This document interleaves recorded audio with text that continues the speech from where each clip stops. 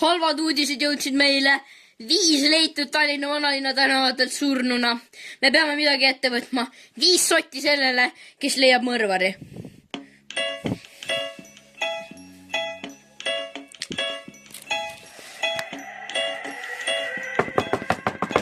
Eesti politsei, avage uks. Ma teen laule nagu Karl-Erik Taukar. Ütle tere mu bussile, ta nimi on Paukar.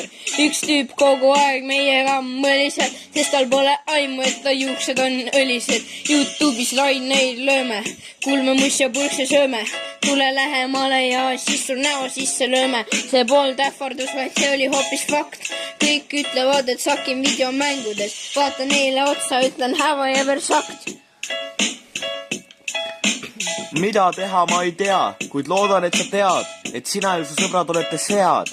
Õues öö, kui päike ikka väljas. Mingi väike poiss karjub, see on naabri naisuke paljas. Vastan talle, mind eriti ei koti, pätakas.